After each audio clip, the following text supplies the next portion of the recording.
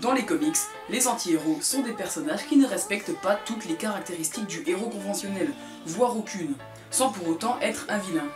Dans cette vidéo, nous allons voir 4 anti-héros parmi les plus remarquables que les auteurs nous ont proposés. Hey yo le peuple, bienvenue dans ce nouvel épisode de Blabla Comics.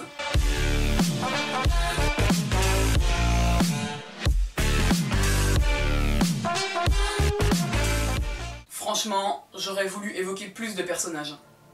Mais la vidéo elle aurait duré 20 minutes et puis je vous aurais endormi.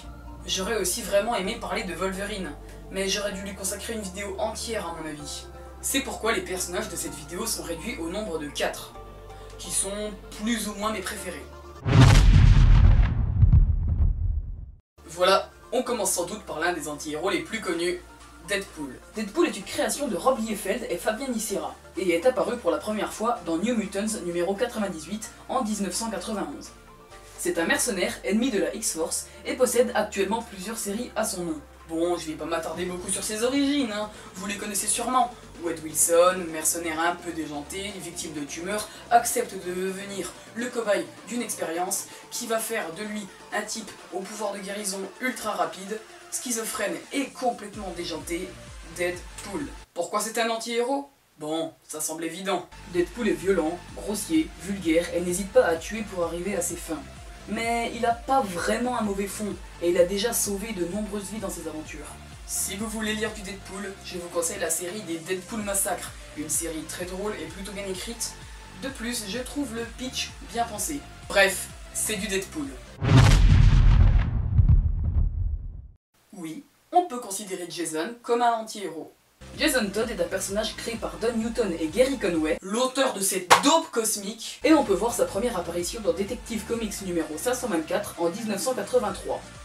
Lorsque Dick Grayson quitte le costume de Robin pour endosser celui de Nightwing, il a fallu que Batman recherche un nouvel acolyte. Et ce fut Jason, que Batman a adopté, qui reprit le flambeau. Ça dura quelques années jusqu'à ce jour tragique de novembre 1988. Jason, à la recherche de sa mère au Moyen-Orient, se fait tabasser à mort par le Joker. Batman jure de le venger, mais c'est pas si facile. Vous pouvez lire ces événements dans le livre Un deuil dans la famille, que je vous conseille vivement.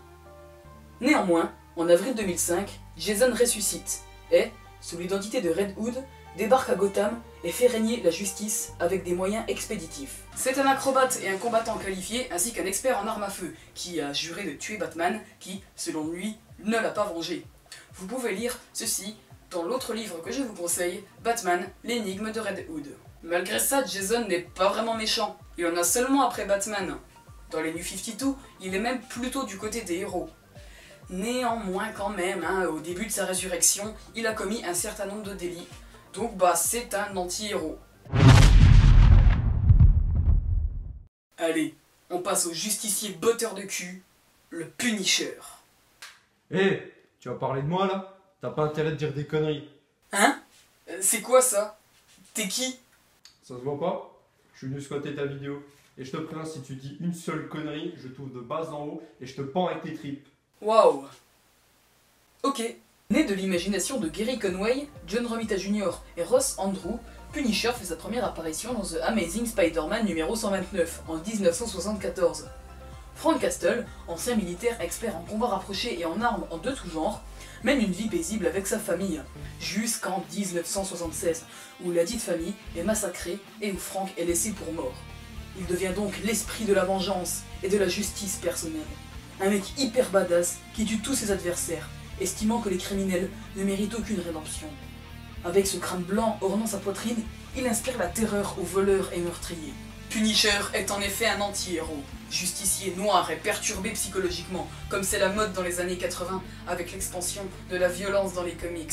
Bien qu'il ne fasse pas toujours l'unanimité de ses camarades super-héros, Frank Castle est un vrai bad boy impitoyable, et donc un vrai anti-héros. Pour en savoir plus sur les origines de ce personnage, je vous conseille toute la série The Punisher de Garth Ennis et Darick Robertson. Parce que putain, c'est bien.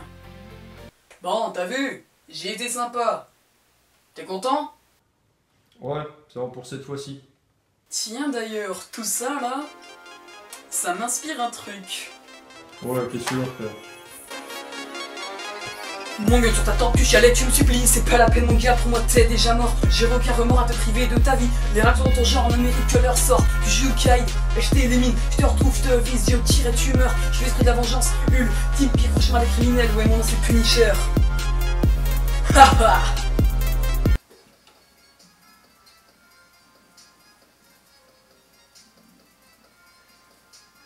Ouais, j'ai rajouté ce plan au montage pour vous prouver que moi-même j'assume pas ce que je fais, donc...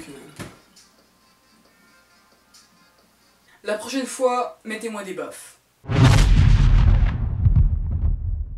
On va parler maintenant d'un personnage que j'apprécie beaucoup, John Constantine. Ce personnage apparaît pour la première fois dans Swamp Thing numéro 37 en 1985, sous la plume d'Alan Moore, qu'il a co-créé avec John Totleben et Steve Bissett.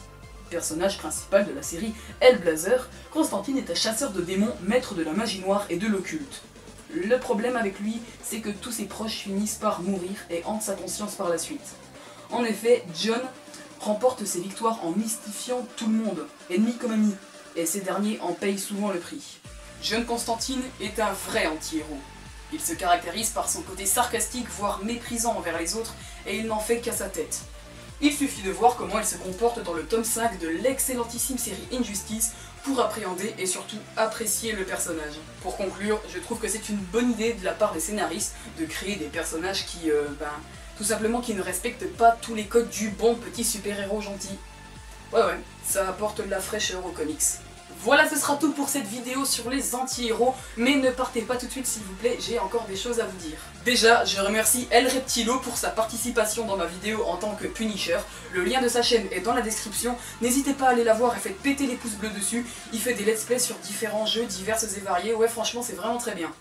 Et enfin, je voulais vous remercier, vous, les amis, oui, vous qui regardez mes vidéos, car je sais pas si vous êtes au courant, mais dans quelques jours, le 25 août précisément, c'est les 1 an de ma chaîne, voilà, donc à ce stade-là, enfin je sais pas, je voulais seulement vous remercier parce que on est plus de 200 abonnés sur la chaîne à l'heure où je vous parle, et puis au total sur toutes mes vidéos j'ai plus de 6000 vues, et tout ça c'est grâce à vous. Je voulais vous remercier, merci de m'avoir suivi jusque là, et les vidéos c'est pas fini, il y a du très lourd qui arrive pour la rentrée, donc merci, c'était Geeky. Let's go!